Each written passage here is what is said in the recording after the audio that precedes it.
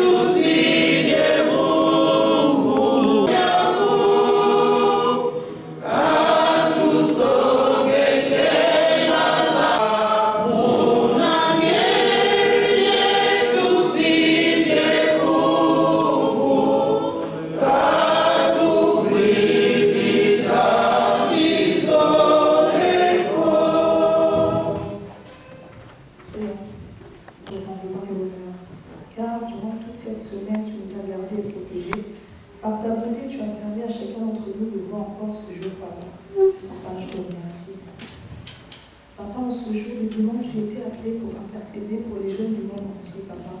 J'en suis indigne, papa, car je sais les péchés, papa, en faisant avec ta parole. Ne regarde pas mes iniquités, Père éternel. Puisses-tu me pardonner de tous les péchés que je ne sais de commettre devant ta face. Seigneur, dis tes enfants, nous voici en ce lieu, papa, pour glorifier ton nom. Beaucoup de tes enfants ont rendu là, papa. Ce n'est pas parce qu'ils étaient moins bons que nous, mais parce que, papa, leur temps était arrivé. Puisses-tu, papa, accueillir leur âme auprès de toi et pardonner tous leurs péchés qu'ils ont pu commettre dans ce monde, car c'est un monde rempli de péchés.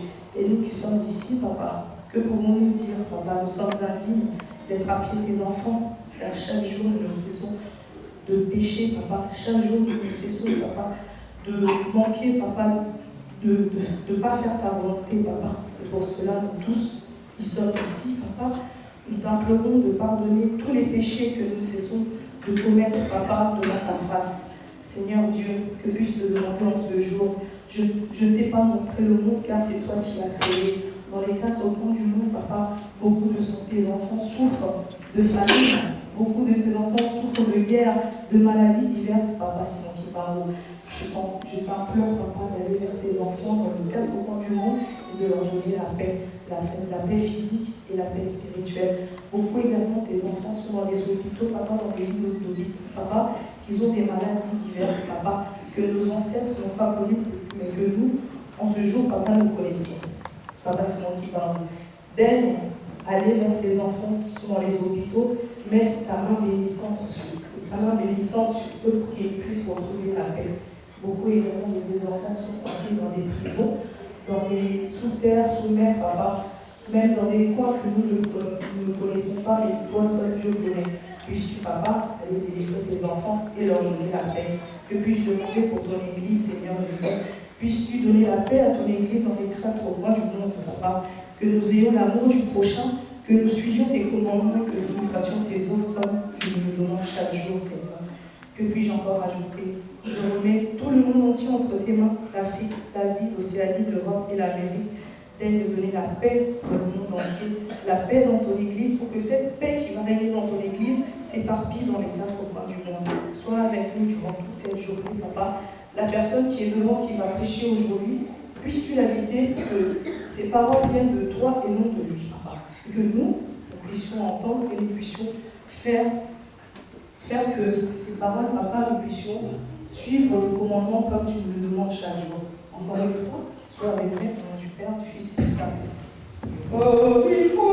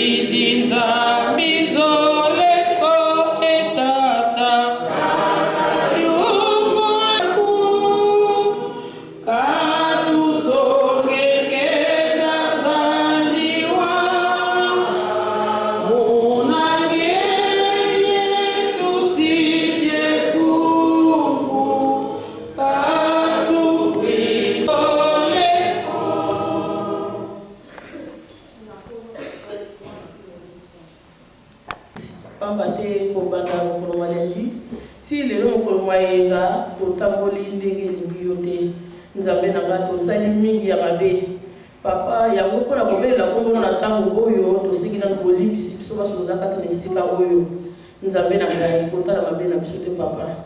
Soko tali etango na biso ya moko na mokolo moko ta kokusa na pele na yo. Me yo ali nzambe ya mawa papa. Yo ya kikati na mokili pona biso bato na mabe. Papa tozalaki mikuwa ya kamba kati na libulu na vale. yo yaki kolanda biso kati na libulu wana ya vale papa po tozwa miku yango bongisa tokoma biso bato nzambe na nga na ntina bolingo oyo olakisaka papa banda ebandela mokili yango kaka tokobelelaka yo ntango nyonso nzambe na ngai kotika biso bana na yo te eleko oyo tokomi papa mpona kolela mpona mpasi ya mokili mpona mpasi ya bamaladi ekangami kati na banzoto na milimo na biso papa nini tokoloba mpona milimo na biso etondi na maladi ya ndenge na ndenge papa bobele yo munganga monene yaka na ntango oyo ya kopesa biso kisi ya molimo papa surtout na banzoto na biso tokoloba nini papa liboso ya koya kati na esika totelema papa tomeli bakisi ya ndenge na ndenge nzambe na ngai metolele epai na yo medecin papa yo tiaki mia kati na banzoto na biso na ntango mingi baki na posa baya na esika oyo mpona kokumisa mokolo ya monene ya eyenga oyo opesa biso papa me bakoki te bakangami na bambeto ya bopito na maladi ya ndenge na ndenge bamosusu minganga bazoyeba nini bakosala te kati na banzoto na bango me papa yo ozali nzambe ya banzambe kende no kati na bopito esika baninga balali na bambeto ya bopito na maladi ya ndenge na ndenge nzambe na ngai ndenge mwana alobi papa maladi mosusu kutu oyo bakoko na so babelaka te tozomona ngo na ntango oyo maladi mosusu kombo nango soki oyoki nzambe nango olobi yango wana so maladi nini me papa biso toza na yo nzambe na biso tokolelaka butu epai na yo mpona ntango tokomi na ntango ya maladi tozokosenga mpona mpasi ya banzoto oyo etungisami kati na biso papa yo yaka opesa biso kisino ya molimo nzoto ya maladi ekosalaka te ndenge papa kutu bani koloba nzoto ya maladi ekosalaka te pesa kimia na bana baza na bopito baoyo mpe baza na baprison nzambe nanga bainosa batondi ebele surtout kati na mboka oyo papa mingi bakoti na baboloko na ntina likambo ya mokanda mingi papa bakoseli bango makambo meyo ali nzambe ya banzambe papa leka na yo esika nyonso bana pasi ya ndenge na ndenge papa na se ya mai na mikili oyo ezangi kimia na ntango papa yo bana bakolela epai na epai tous les 4 coins du monde papa ezali ya koningana nzambe nanga nini koloba mpona kotala ko baimage mosusu eza koleka na televizio papa ezosala na mpasi nzambe na ngai likambo ya esengo ezanga lisusu te na mokili oyo bobele ya mpasi na ntango biso bana na yo papa simokimba otyangani toyesu liboso na yo mpona kolela na ntina ya mpasi wana po yo olobi te bosenga soki bosengi nga na koyoka na koya na kosala papa yaka osala kati na mokili esika nyonso mpasa ndenge na ndenge ezali na batioli oyo bayebi yo te bakotiolola ntango papa na ntango ya mpasi bakobela bobele yo nzambe leka kotia loboko na esika nyonso mpasa ndenge na ndenge ezali papa yo tia kimia kati na moko na moko ni tokoloba mpona bana na biso papa tokolekisaka bango kaka epai na yo nzambe na ngai la jeunesse yango nde sata atelemeli kati na la jeunesse papa po ya yebi te soki asukisi la jeunesse mokili esuki me oyo kayebi te yo molimo santo ozali jeune papa yo kosalaka kati na bajeune po ete epesemeli yo kosala na bajeune bango nde bali espoir du monde bango nde bali espoir de l'église papa leka koteya bana na biso kati na bandako leka koteya bana na biso na bisika nyonso bakotambolaka na baklasse na baningo baza na bango papa tia bango bilembo na yo po ete mokili ekima bango oyo ya mabe ekima bango nzambe na ngai ezalaka kati na bango pesa bango ekoki nini na koloba na ntango nzambe na ngai bopona meye mpo na ngai mama na libobele mama ya mabe na kosalaka mingi ya mabe kosepelisaka yo nzambe na ngai te me na ntango bopona meye kati na ngai nzambe na ngai naleli lisusu epai na yo molimo santo papa nakoyi na makolo na yo ngai mama moto ya liboso nalobaka mpasi kati na mokili ngai mama moto ya liboso nalobaka nyonso ya mpasi eza kati na ntango oyo papa yo bakolela biso bana na yo bakolela biso bana na yo bamama yo ozalaka kati na biso oyo okelaka biso mawa mokolo na mokolo po ete biso tokolobaka na bandako bana bayokaka batata na biso bayokaka po ete oyo tokoloba ekele ntina mokili ntina mabota na biso papa yokela biso kaka mawa pesa biso ekoki oyo ezangi biso nzambe na ngai yo oyebi kati na moko na moko nde esika oyo totondi na makambo ya ndenge na ndenge ya bafamile na biso ya bandako na biso mpe ya bisika nyonso tokotambolaka na misala papa yo ozala molobeli mobateli nzambe na ngai tomitiki epai na yo yo ozala kati na biso bana na yo mokolo mobimba ezala ya yo molimo santo yo ya kotambusa biso papa olie biso moko tolata bomoto kati na esika oyo ntango tokoti kati na esika oyo ya bule papa tobelelaki yo banda na bobandeli ya programe ntina ntango oyo yo moko yaka mokolo mobimba ezala ya yo tambusa yango kobanda na ye tata mote atelemi liboso papa yo olata ye yazala na mobele simple instrument yo kota kati na ye oyo ya koloba na mokolo malela pesa biso yango toyoka tosalela po tobomba yango ye mpe moto akobimisa yango papa pesa oyo aye ekoki nzambe na nga toza na ekimeli mosusu te tokomitika kaka epai na yo nzambe ya mawa nzambe ya kimia mpo na lingomba nini tokoloba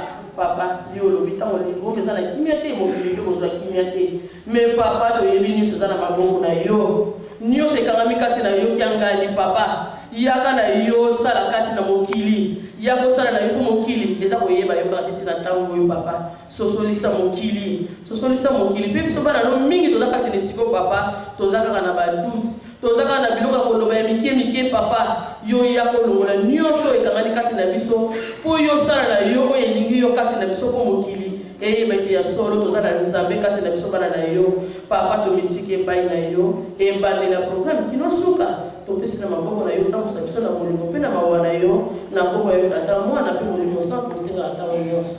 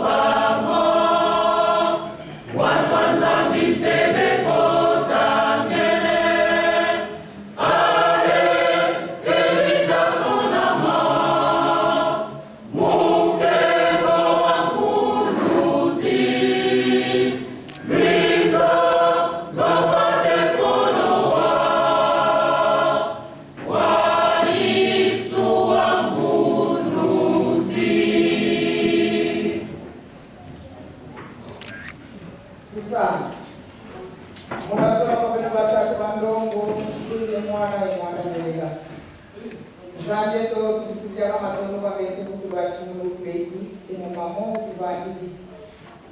Mfumu qui fait de l'eau et son maman va laisser maman va comme le mon pour qui papa mon c'est le cas pour solo mon sala sabiki ya sakumono ya bana gansi mono imuntu yena wisanga tukole yoko musakuna mwana ukansi usakumono bagenda kanzani tuka yina mfumu itubokele kulunga wisange kibeni wa sala sabiki wavanga na kuvangilanga mpasivo ntawudili kakala siselo kyaku mwana wagese mwana ndela. Amen.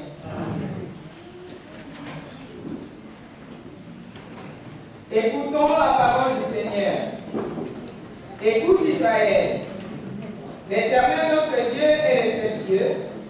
Tu aimeras l'Éternel ton Dieu de tout ton cœur, de toute ton âme, de toute ta force. Ces commandements que je te donne aujourd'hui resteront dans ton cœur. Tu les inculqueras à tes enfants et tu en parleras quand tu seras dans ta maison, quand tu iras en voyage et quand tu te coucheras, quand tu te lèveras. Notre Seigneur Jésus-Christ a dit, prenez garde de ne mépriser aucun des petits enfants, car les anges au ciel regardent en tout temps la face de mon Père. C'est pourquoi notre Père qui est aux cieux ne veut qu'aucun de ses petits ne se perde. Et celui qui accueillera l'un de ses petits-enfants le reçoit. On lui amena les petits-enfants afin qu'il les imposât les mains et pria pour eux. Mais les disciples les repoussèrent. Et Jésus dit, laissez les petits-enfants, ne les empêchez pas de venir à moi, car le royaume de Dieu est pour ceux qui leur ressemblent et qui leur imposa le pain. Nous voici réunis devant Dieu et son Église pour confier cet enfant au Seigneur afin qu'il les bénisse. Nous nous associons aux parents dans la joie qu'ils éprouvent pour lui. Élevez-les dans la pratique des commandements du Seigneur.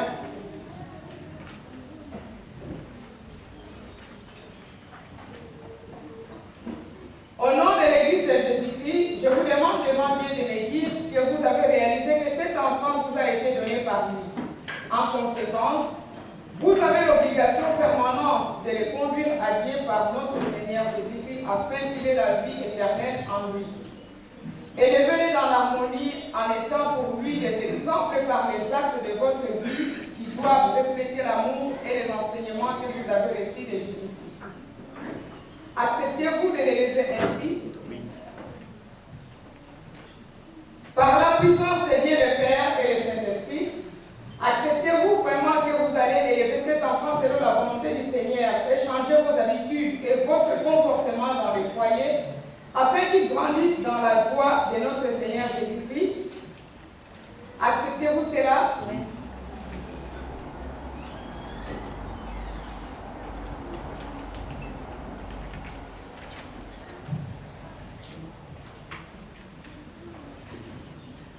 Et Papa Bilungu Bikanda Andi, je te reçois dans l'église de Jésus-Christ le Sauveur et le bon berger au nom du Père et du Fils et du Saint-Esprit.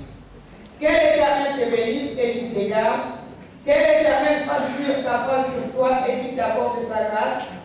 Que l'Éternel tourne sa face vers toi et qu'il te donne la paix.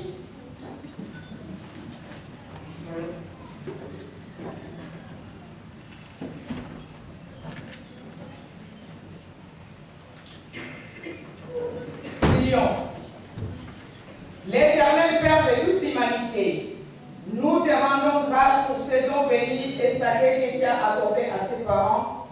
Aide-les afin qu'ils élèvent cet enfant dans la crainte de ton nom. Bénis leur foyer pour qu'ils vivent dans l'harmonie conjugale afin que les petits enfants grandissent dans ta connaissance et qu'ils soient pour toujours l'imitateurs et les disciples du Christ. Protège-les de tout mal. Garde-les dans la vérité, la droiture et l'amour. Conduis-les à Christ et ton Fils bien-aimé. Réserve dans ton céleste royaume une place pour lui. Nous te demandons tout cela au nom de Jésus-Christ, notre Sauveur. Que la grâce de notre Seigneur Jésus-Christ, l'amour de notre Dieu le Père et la communion du Saint-Esprit soit avec nous au siècle des siècles. Au nom du Père, du Fils et du Saint-Esprit. Amen.